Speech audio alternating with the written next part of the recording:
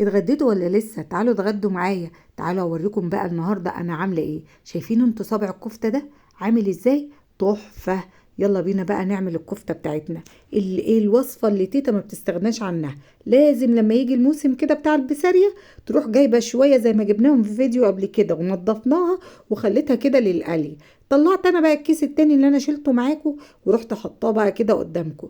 طلع من الفريزر بعد ما تفك التلج. ببدأ بقى كده اشيل ايه بقى؟ الشوكة كده بكل سهولة، اللحمة على جنب والشوكة على جنب.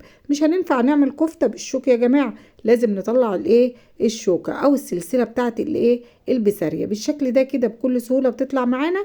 بصوا كده هنخلص بقى الكمية وتعالوا بقى نعمل طبق الكفتة اللي انتوا شفتوه ده خطير. يلا بينا بقى، اللي بيحب البسارية ما ينساش تيتا ويعمل لها لايك ومتابعة عشان يوصل لكم كل جديد. خلصت انا الكمية زي ما انتوا شايفين بالشكل ده كده.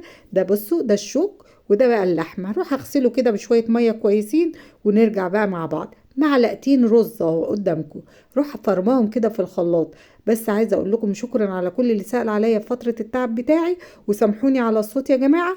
وكده فرمت ايه، معلقتين الرز. في البيت هنعمل كفتة سهلة بسيطة ما بتاخدش مننا اي وقت. زي ما انتوا شايفين كده نزلنا بكميه البسارية في كبه.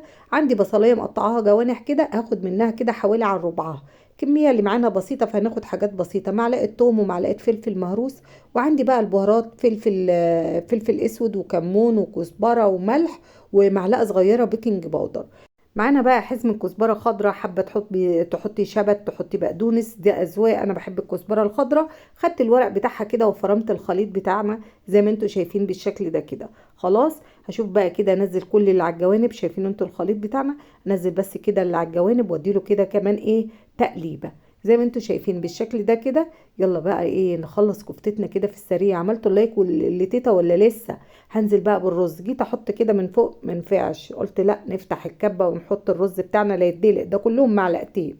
بصوا بقى يا حبايبي بالشكل ده كده اتفرم ايه، اتفرمت الكفته بتاعتي بكل سهوله. انا عملت معاكم اللحمه في البيت والفراخ في البيت وادي السمك كمان يا جماعه، وطلعنا لايف قبل كده بالسمك ده. بصوا بقى يا حبايبي بالشكل ده كده. عجنت بقى العجينه بتاعتي، حطيت عليها نقطتين زيت بس كده، مسحت بيهم الطبق ورحت مقلباهم في قلب بعض كده. خلاص يلا بينا بقى نصبحها على طول. باللي ايديا كده زيت واصبحها بقى صوابع كور. اللي انت حابه تعمليه اعملي بالشكل ده كده. اخلص الكميه. عايزه اقول لكم النهارده انا حبيت بقى كده اغير، ما اعملهاش كفته مقليه بس كده واحطها في صلصه. انا قلت بقى نعملها كده الطاجن اللي انتوا شفتوه في الاول. عايزه اقول لكم كده في التوقيت ده بقى كنت انا مقشره بطاطسايه، وطبعا انتوا شفتوا كان معايا بصلايه كده جوانح، خدت منها حاجه بسيطه سايباها على جنب. هنعمل النهارده صينيه بطاطس بكفته الرز. هتعملي بطاطس بكفته الرز يا تيتا؟ ما بس قومي اعمليها ودوقيها هتلاقيها طعمها خطير. خلاص انا كده الكفته هنزل بقى على البوتاجاز على طول، هنقلي على طول 3 معالق زيت كده وهننزل بالبطاطس الاول. هقلي البطاطسيه بتاعتي الاول كده نص نص قليه كده عشان لما اجي احطها في الطاجن تستوي معايا بسرعه بالشكل ده كده. خلاص يلا بينا نشيلها وننزل بقى في نفس الزيت اللي احنا ايه، اللي احنا قلينا فيه البطاطس، ننزل بالكفته على طول. يلا بينا نقليها كمان، مش هتاخد مننا اي وقت. عايزه اقول لكم الكفته بتاعتنا متماسكه ازاي من معلقتين الرز اللي احنا عملناهم. شايفين بالشكل ده كده؟ بقلبها ولا لازقه معانا ولا اي حاجه. وهنحطها في الصلصه وفي الفرن واتفرجوا عليها بعد ما تطلع. كفته تيتا ماسكه نفسها ازاي يا جماعه. يلا بينا. والنهارده كفته سمك خطيره. لو عندك كده حتتين جمبري كمان تفرميهم معاها يديها بقى ايه، ريحه تانية. بصوا بقى، بصوا عايزه اقول لكم تتاكل كده حاف. نزلت بقى بالبصلايه الجوانح وفصين توم كده مهروسين يتشوحوا في كميه الزيت اللي قلنا باقيين عندنا كده. وعندي بقى صلصه كده كنت حطاها تفك على البوتاجاز اللي كانت في الفريزر، وخدت منها كبشتين كده وملح وفلفل اسود وسبتها غلي كده غلوه واحده. واجيب الطاجن اللي هيخش الفرن اخد كميه كده من الصلصه وانزل عليها بالبطاطس زي ما انتوا شايفين. شايفين انتوا بقى الشكل عامل ازاي؟ وانزل وارص كمان الكفته كمان فوق الوش بالشكل ده كده.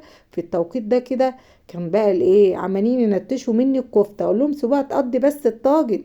يلا بينا بقى بقيه الصلصه نحطها فوق الوش ونحطها على الرف في النص. وتعالوا بينا بقى نتفرج على الطاجن ده بعد ما يطلع كده. طلع بقى احط شويه حاجه خضرا عليه كده ونجيب شويه الرز البايتين عندنا. ما هو ونقدمهم برضو بطريقة حلوة كده، ونغرف جنبيهم بقى البطاطس والكفتة. شايفين انتوا البطاطس طالعة دايبة معانا ازاي، والكفتة وشوية مخلل، وتفضلوا معانا. وبقول لكم شكرا على كل اللي سأل عليا في فترة مرضي، واقول لكم اشوفكم على خير يا حبايبي. وما تنسوش تيتا بلايكم ومتابعة، واشوفكم على خير، واقول لكم السلام عليكم ورحمة الله وبركاته.